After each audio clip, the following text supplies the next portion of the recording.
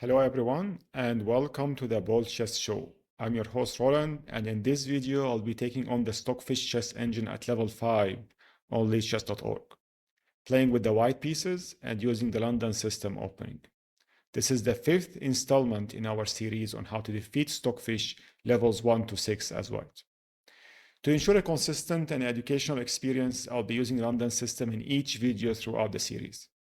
Be sure to watch the entire playlist and visit our website at boldchess.com, where you'll find a step-by-step proven academy for chess improvement. Our program covers everything you need to excel in chess, including openings, endgames, tactics, puzzles, study plans, and much more. Now let's dive into the challenge. Very well, similar to the previous matches, we will be playing a rapid match. We will be using the same opening, which is the London system. Let's get started. Move the bishop like the previous game.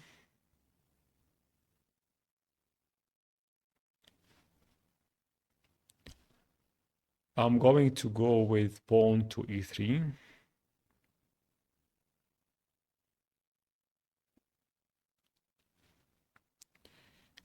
We can capture with the queen or with the pawn.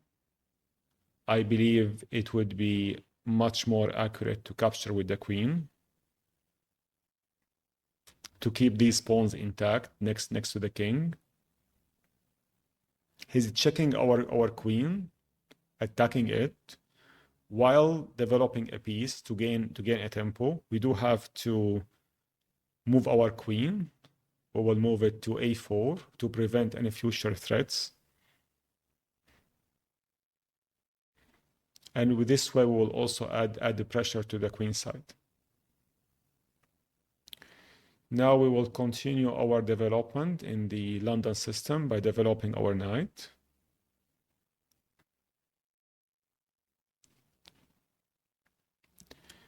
And next, we will develop the bishop.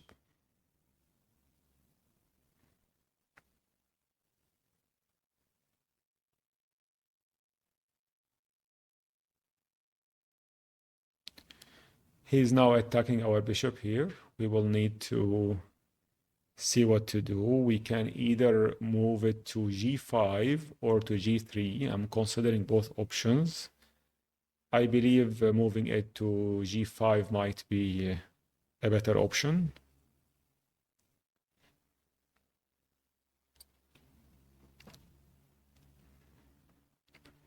Now I think we can develop our knight, or we can castle. I prefer to castle, just move our king to safety.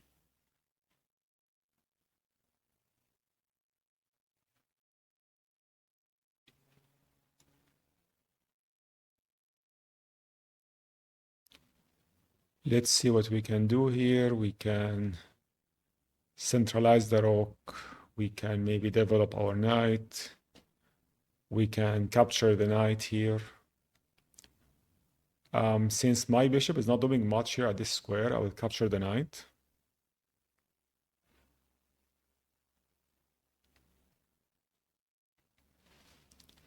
And then I will... I'm thinking about what I can do here, because the next move he is threatening the pawn to e4 to fork my bishop and my knight. So I'll have to deal with this and see what could be a potential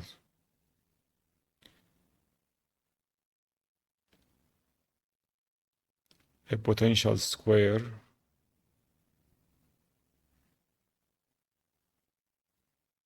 At the same time, my knight here is threatening this pawn, because this knight is pinned with my queen. My queen is pinning the knight to the king. So the knight is not defending this pawn. This pawn is only being defended by the queen. So in this case, we need to see what to do. Thinking about the potential moves that I have in this position.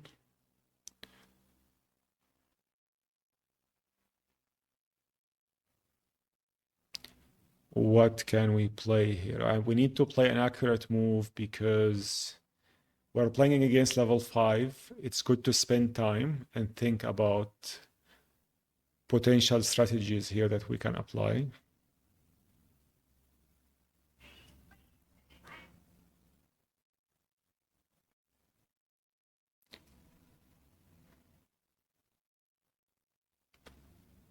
I'm calculating the line where I would bring the knight to b3, but I'm taking some time to calculate this line. The idea is if he applied his fork, I can just grab this pawn and attack his queen. At the same time, I can threaten this fork here between the rook and the king. So this would be a very good tactic, but I would like to, I'm trying to check if this is actually a valid move or not to prevent this from happening. I think I'm going to go with it. It looks to me like a valid move.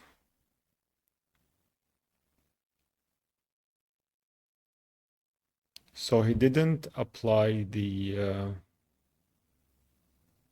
fork.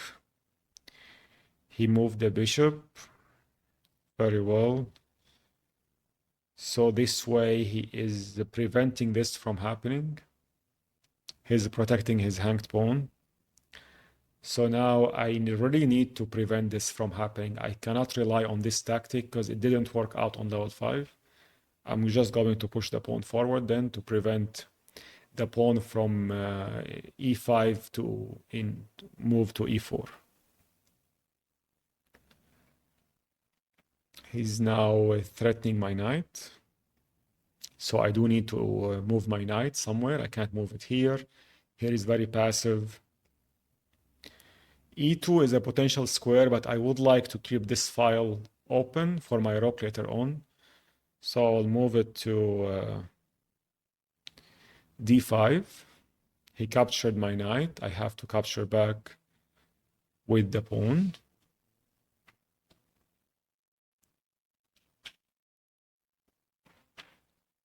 He's attacking my queen now. I will need to do something about it. If I move my queen is one option. I'm also checking if I can capture the pawn here. The idea is that if he captures back, I can capture his pawn and his knight cannot move because my queen is spinning it to the king. And since my pawn is attacking his knight, so I don't need to capture with the queen. And this way I will gain a tempo and a pawn. I'm just trying to verify if there is anything I'm missing in this position. Any other threats that I need to be aware of? At some point, he needs to castle kingside, I believe, and he needs to activate his bishop.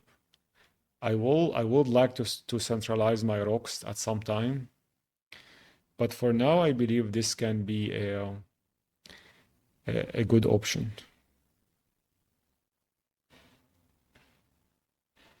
So he did capture anyway, which is strange because I can capture his pawn, but I can also now capture his rook. So I'm not very sure what am I missing here.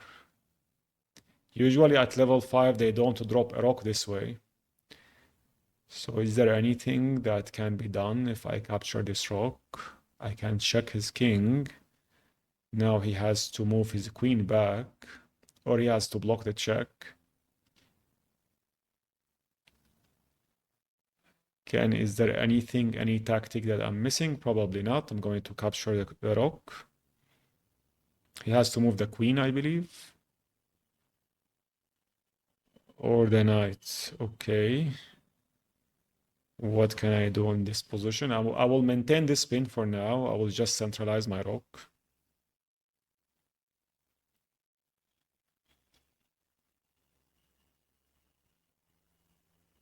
He's preparing for castle kingside. But in my last move, I'm currently threatening the pawn and he didn't do anything about it, but probably he cannot protect this pawn anyway. So I will capture it with my knight. Let's see what we can do in this position. He castles, which is a weird move because there is a fork here. Fork in one between the queen and the rook. Is there anything I'm missing here that would prevent me from forking them? Thinking about what he can play here. I'm not saying anything that can be played. The fork is valid, unless if I missed a tactic, probably not. I will just capture the rook now.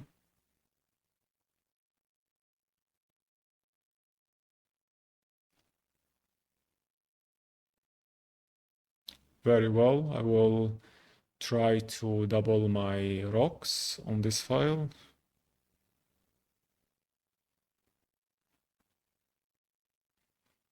I will double my rocks, continue with my original plan. My queen is still pinning the knight to the king. I will keep it here for a while, see, like maybe I can activate it later on. Now, I still cannot capture the bishop because we have two defenders. So I'm thinking about what options do I have here. I will try to add one more attacker, which is of my queen.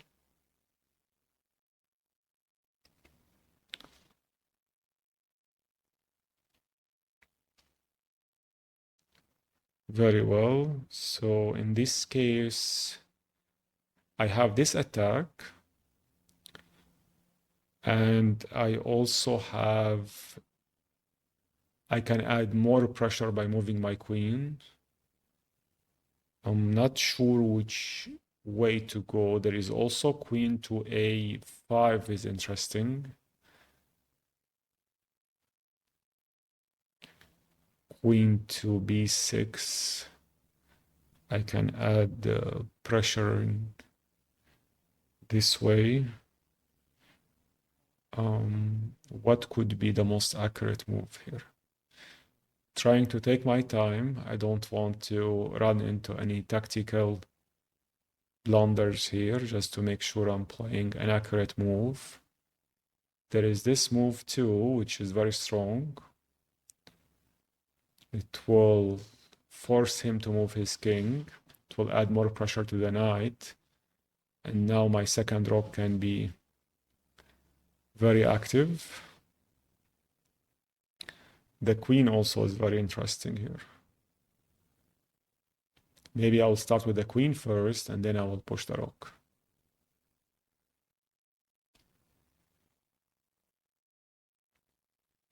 He's now attacking my rook with his bishop. I do need to do something here. I can't block with my pawn because his pawn is attacking and his queen is eyeing on this side as well. So my best plan right now is to continue with my check. There's only one possible move. He has to escape with his king. And now I will get time to move my rook as well. So I will move my rook somewhere. I believe where would be a good square for my rook? This pawn might be hanging if this pawn moves.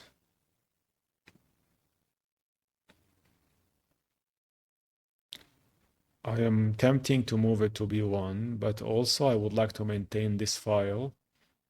Maybe I will just move it one square ahead, like so.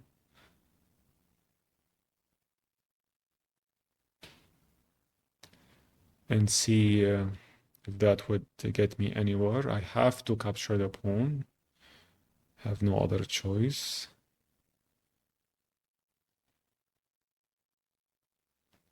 So now he is threatening queen to c1, I believe, if I'm not mistaken. And I have to do something about it. I need to give space for my king. I cannot allow any bank rank checks here.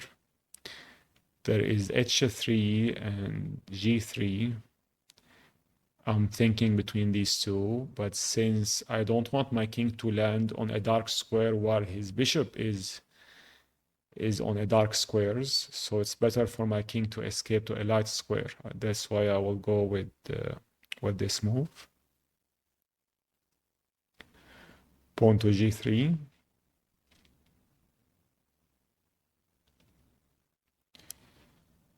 I'm not very sure what was the point of his move here. Is there anything preventing me from capturing the knight? Probably it's totally safe. There is a check here for sure, but then I can move my king to g2. Anything else he can do here? Probably not. I will just capture the knight.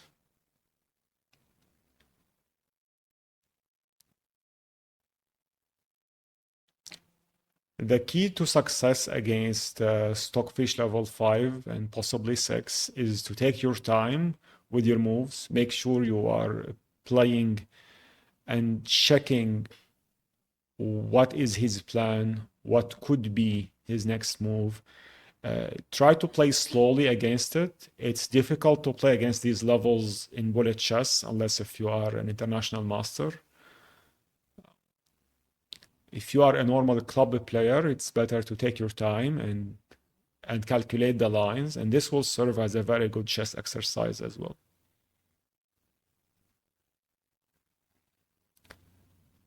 Right now, I'm considering multiple moves. One move that I have in mind is checking his bishop, but I also have capturing this pawn, which is totally hanging, and I don't think there is anything he can do about it if I capture it. So I will do so.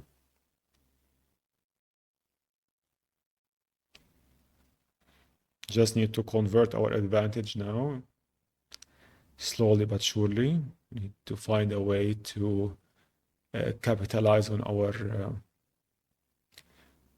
advantage here. I believe we can look forward to promote one of these pawns and add pressure. Let's do so. Let's start with the pawn. He is trying to launch one final attack. So if he captures, I will capture here, he will capture back, and then my other pawn is protecting this pawn, and my king still have space to move. I don't see any problem here. I will just continue with my pawn movement forward and see what he can do. He is going to capture my pawn very well. I will capture with my other pawn here. Let's see. What can we do here? Not very sure what was the point of this move, but I will continue with my pawn forward.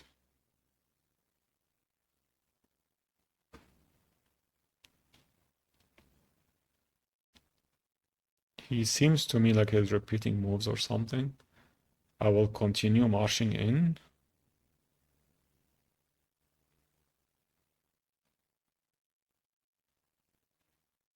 He's going to check my king. That's something I did calculate. Let's see what we can do now. What is he has in mind? He would like to exchange queens. I will happily do so, since I have a dominating position, and I will get a new queen right away.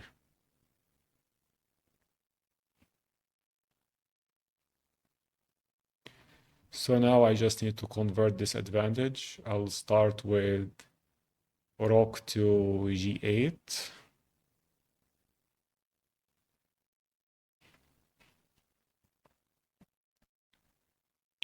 Then I will move my queen to c6 with a check.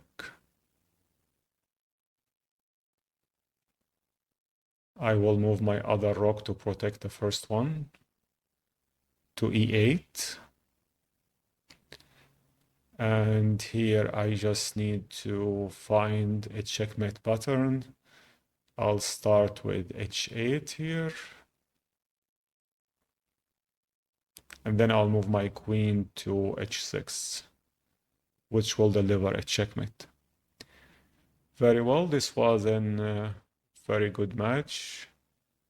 Let's see any highlights in this position. Where did things go wrong with both sides? Here we were playing equal, all natural moves.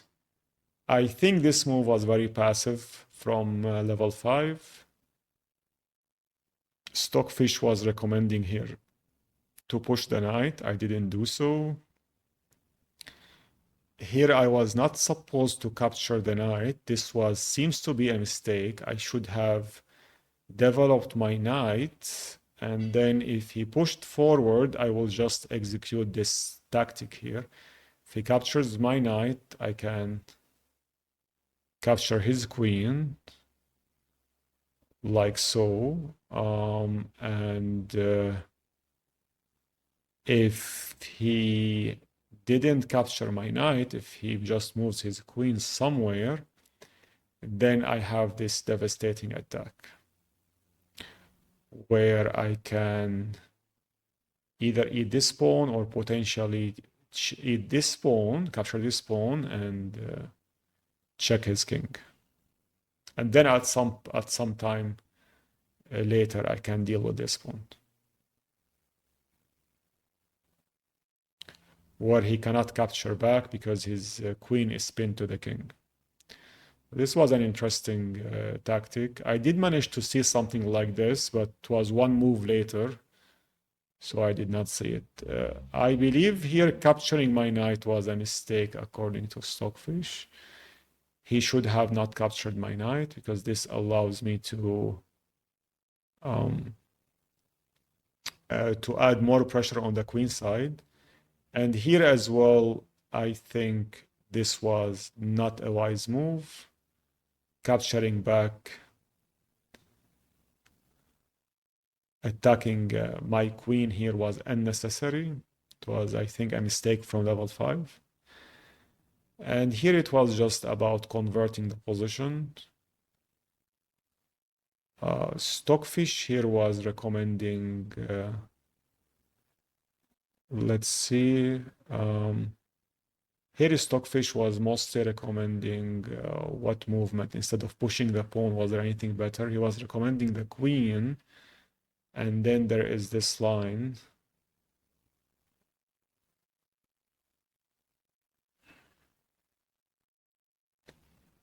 But mostly the idea is simple, even with what the engine is saying. You just need to push the furthest away pawn from the king in order to convert it to an easy endgame.